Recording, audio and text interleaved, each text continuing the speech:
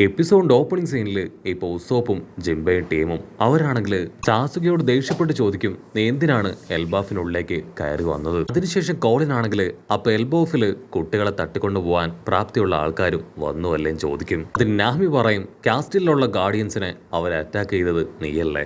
അതിനാൽ ഗംഗു പറയും, നിങ്ങൾ കരുതിയിരിക്കുന്നത് പോലെ ഞങ്ങളൊരു ഹ്യൂമൻ റേസേഴ്സ് അല്ല, ഞങ്ങൾ ഗാഡ്സ് ആണ്. സോ തീർച്ചയായിട്ടും ഉള്ള അതോറിറ്റി അത് ഞങ്ങൾക്കുണ്ട്. ഉസോപ്പ് ആണെങ്കിൽ അത് കേട്ട് ഞെട്ടുകയാണ്. കാരണം അവന്റെ സംസാരം കേൾക്കുമ്പോൾ സെലസ്ട്രിയൽ ഡ്രാഗൺസ് അവരോട് കമ്മ്യൂണിക്കേറ്റ് ചെയ്യും പോലെയാണ് അവർക്ക് ഫീൽ ചെയ്യുക. എനിക്കാണെങ്കിൽ ഭയങ്കര കൺഫ്യൂഷൻ. ഗാഡായിരുന്നിട്ടും നീ എന്തിനാണ് എൽബോഫിലുള്ള കുട്ടികളെ അവരെ അന്വേഷിക്കുന്നതും അവരെ ഇവിടെ തട്ടിക്കൊണ്ടുപോകാൻ ശ്രമിക്കുന്നതും?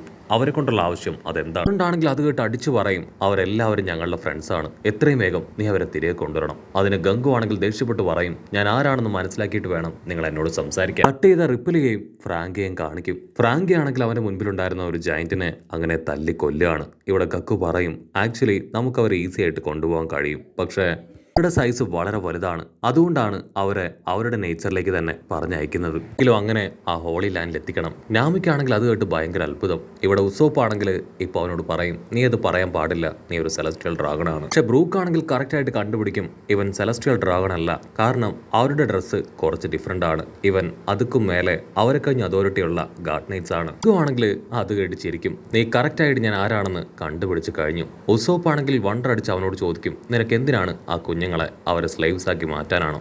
അത് ചോദിക്കേണ്ട താമസം അവന് നേരെ ഒരാരോ അങ്ങനെ ചേറി പാഞ്ഞു വരും. നാമിയാണെങ്കിൽ അവനോട് പറയും, ഈ കുഞ്ഞുങ്ങളെ അവന് ജീവനാണ്, അവൻ അങ്ങനെ ചെയ്യുമെന്ന് ഞാൻ കരുതുന്നില്ല. നാമിയാണെങ്കിൽ അവളുടെ ക്ലൗഡ് പവർ അത് പുറത്തേക്ക് കൊണ്ടുവന്ന് ഇപ്പൊ ആ ഒരു ആരോയെ ഡൈവേർട്ട് ചെയ്യാനായിട്ട് ശ്രമിക്കുകയാണ്. അതിനുശേഷം നാമി ആണെങ്കിൽ അവളുടെ തണ്ടർ പവർ ഉപയോഗിച്ച് ഗംഗോയെ അറ്റാക്ക് ചെയ്യും. ഗംഗോ ആണെങ്കിൽ നൈസായിട്ട് അവളുടെ പവർ ഇപ്പൊ നാമിക്ക് നേരെ തന്നെ ഡൈവേർട്ട് ചെയ്ത് വിടുകയാണ്. ആ പവർ ആണെങ്കിൽ നാമിക്ക് നേരെ വരും. ഷ്യൂസ് അതാണെങ്കിൽ ആ പവർ തടയാൻ ശ്രമിച്ചിട്ടും അവനെ കൊണ്ട് കഴിയില്ല. ഉച്ചത്തിൽ വിളിച്ചു പറയും, നാമി എത്രയും വേഗം നീ ഇവിടെ നോട്, എന്നെ കൊണ്ട് ഈ പവർ തടയാനായിട്ട് കഴിയുന്നില്ല.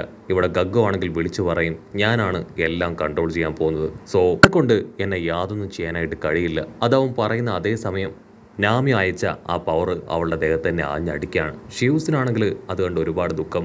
നാമി ആണെങ്കിൽ ക്യാഷ്വലായിട്ട് പുറത്തേക്ക് വരികയാണ്. അതിനുശേഷം തംസപ്പ് കാണിക്കും. കാരണം ആ ഒരു ജ്യൂസ് പവർ അവളുടെ അടുത്തേക്ക് വന്ന അതേ നിമിഷം അവൾ ബ്രൂക്കിന്റെ പുറകിൽ ഒളിച്ചു. ആ ഒരു പവർ ഒന്ന് അടിച്ചത് ബ്രൂക്കിനെയാണ്. സോ ബ്രൂക്കിന് ആ ഒരു പവറിൽ ഒരുപാട് പരിക്കുകളൊക്കെ പറ്റി അങ്ങനെ കിടക്കുകയാണ്. ജ്യൂസിനാണെങ്കിൽ ഭയങ്കര സന്തോഷം, എനിക്കെന്റെ ബോസ് നാമിയെ അറ്റാക്ക് ചെയ്യേണ്ട ഗതികേട് വന്നില്ല, അതുകൊണ്ട് തന്നെ ബ്രൂക്ക് നിനക്ക് ഒരുപാട് നന്ദിയുണ്ടെന്ന് പറയും. ഇവിടെ ഗഗ്ഗോ ആണെങ്കിൽ പറയും, ഈ ലോകം ഇന്നല്ലെങ്കിൽ നാളെ ഡിസപ്പിയർ ആവും. ഇതിലൊരു പേഴ്സണെ മാത്രം ജനങ്ങൾ കണ്ടെത്തി ലോകം മുഴുവൻ ഈ കാര്യം അറിയിക്കും. അതാരൊക്കെയാണെന്ന് ചോദിക്കുകയാണെങ്കിൽ വേഗ് ഓഫ് പങ്ക്, ഒലിവിയ, അവസാനമായിട്ട് ബ്ലോവർ. ഈ ഒരു ലോകം മുഴുവൻ നശിക്കാൻ പോകുന്നത് അതിൽ മുങ്ങിയിട്ടാണ്. ആക്ച്വലി ഇത് നാച്ചുറലായിട്ട് നടക്കുന്ന ഒരു കാര്യമല്ല, മറിച്ച് മാൻമേഡ് ആണ്. ആ കാര്യങ്ങൾ ഓൾറെഡി ഇവർ തിരിച്ചറിഞ്ഞു കഴിഞ്ഞു. ഉസോപ്പ് ആണെങ്കിൽ ഒരു എക്സ്പ്ലോഷർ പവർ അത് ഗംഗുവിന് നേരെ ഉപയോഗിക്കുകയാണ്. ആ ഒരു പവർ ഡയറക്റ്റ് വന്ന് അവളുടെ ബോഡിയിൽ അടിച്ച് അവളുടെ പകുതി ബോഡി അങ്ങനെ തകർന്നു പോകും. ഉസോപ്പ് ആണെങ്കിൽ സ്ട്രോങ് ആയിട്ട് പറയും, നീ സെലസ്ട്രിയൽ ഡ്രാഗൺ ആണെങ്കിലും അതിന് മുകളിലാണെങ്കിലും ഞങ്ങൾ നിന്നെ ഭയപ്പെടാൻ പോകുന്നില്ല. പക്ഷെ മറ്റുള്ളവർക്കാണെങ്കിൽ ഉസോപ്പിന്റെ ആ ഒരു മൂവ്മെന്റിനോട് പൂർണ്ണമായിട്ടും യോജിക്കാൻ കഴിയില്ല. നീ ഇങ്ങനെ ഒരു സ്റ്റെപ്പ് അതിപ്പോൾ എടുത്തു വെക്കേണ്ട ആവശ്യമില്ലായിരുന്നു എന്ന് എല്ലാവരും ഇപ്പോൾ ഉസോപ്പിനെ നോക്കി കുറ്റപ്പെടുത്തും. ഉടനെ ഉസോപ്പിനും അല്പം കുറ്റബോധം തോന്നുകയാണ്. അവനാണെങ്കിൽ അവളോട് സോറി പറയും. പക്ഷെ എല്ലാവരും ഞെട്ടിച്ചുകൊണ്ട് അവളുടെ ബോഡി അത് മിനിറ്റ് വെച്ച് റീജനറേറ്റ് ആവുകയാണ്. അമ്മയാണെങ്കിൽ ആ കാഴ്ച കണ്ട് ഞെട്ടും, വാവ്, ഇത് ഇത്ര വേഗം റീജനറേറ്റ് ആവുമെന്ന് ഞങ്ങൾ കരുതിയതല്ല.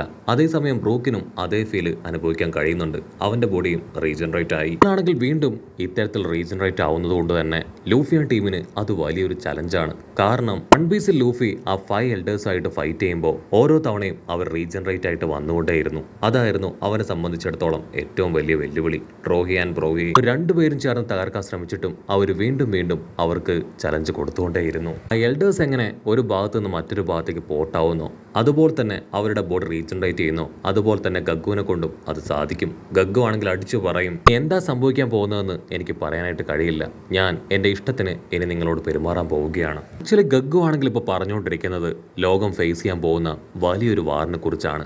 ആക്ച്വലി ഈ ലോകം ഇന്നല്ലെങ്കിൽ നാളെ ഒരു ദിവസമെങ്കിലും നാളെ അല്ലെങ്കിൽ ഏതെങ്കിലും ഒരു ദിവസം ഡിസപ്പിയർ ആയി പോകും. പക്ഷെ ആ കാര്യം മനസ്സിലാക്കിയ ചിലർ ഇപ്പൊ ലോകത്തിലുള്ള ജനങ്ങളോട് അത് പറഞ്ഞു കഴിഞ്ഞു. അപ്പോൾ ആ ഒരു കാര്യം അത് ലോകത്തിലുള്ള ജനങ്ങൾ അറിഞ്ഞതുകൊണ്ട് തന്നെയാണ് ഇപ്പൊ ഇങ്ങനെയൊരു വാറ് അത് നടക്കാനായിട്ട് പോകുന്നത്. അത് തടയാൻ ആരെ കൊണ്ട് കഴിയില്ല എന്ന് പറഞ്ഞ് ആ ഒരു ആരോയിലേക്ക് ഇപ്പൊ ഗഗ്ഗു നോക്കും. ആരോ ആണെങ്കിൽ ഗഗ്ഗോയെ അറ്റാക്ക് ചെയ്ത ഉസോപ്പിന് നേരെയായിരിക്കും പോവുക.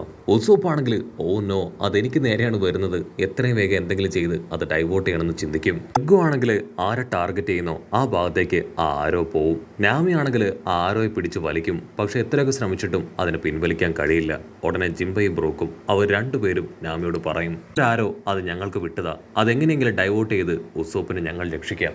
കട്ട് ചെയ്ത മറ്റൊരു ഭാഗത്ത് ട്രോഹിയും ബ്രോഹിയും അവർ രണ്ടുപേരും ചേർന്ന് ഒരുപാട് മോൺസ്റ്റേഴ്സിനെ തല്ലിക്കൊല്ലുകയാണ്. ഇവിടെ ഗഗ്ഗു ആണെങ്കിൽ വീണ്ടും പറയും, എനിക്ക് ആ വാറിനെ കുറിച്ചാണ് സംസാരിക്കാനുള്ളത്. ആ വാർ ശരിക്കും വലിയൊരു മത്സരം തന്നെയായിരിക്കും.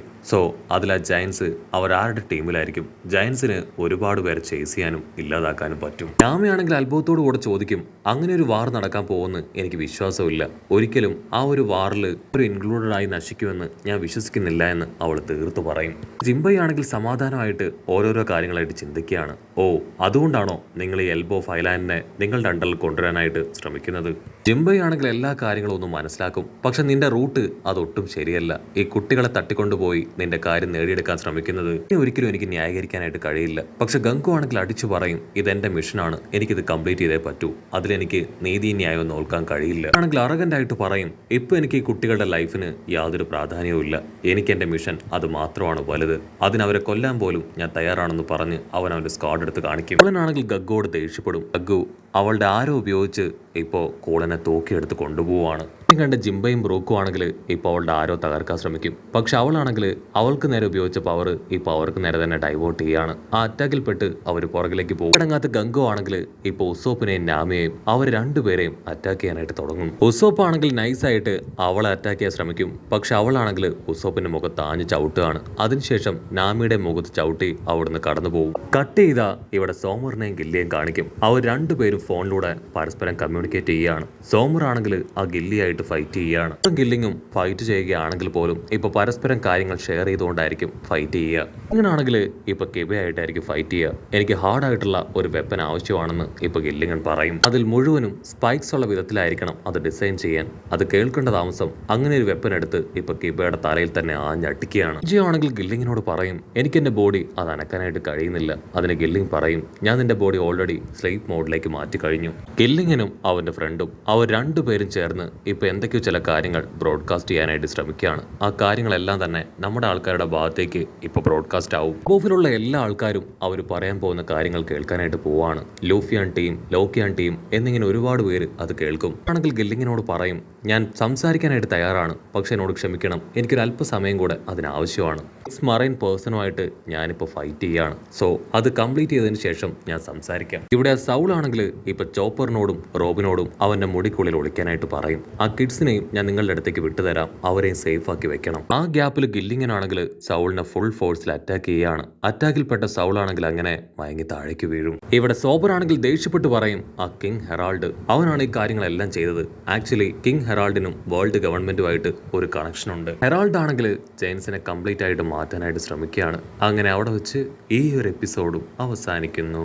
എപ്പിസോഡ് ഇഷ്ടപ്പെടുകയാണെങ്കിൽ തീർച്ചയായിട്ടും ലൈക്ക് ചെയ്യാനും കമന്റ് ചെയ്യാനും ഷെയർ ചെയ്യാനും മറക്കല്ലേ. അടുത്തൊരു അടിപൊളി എപ്പിസോഡുമായിട്ട് കാണുന്നവരെ മേ വിത്ത് മല്ലു എപ്പിസോഡ്.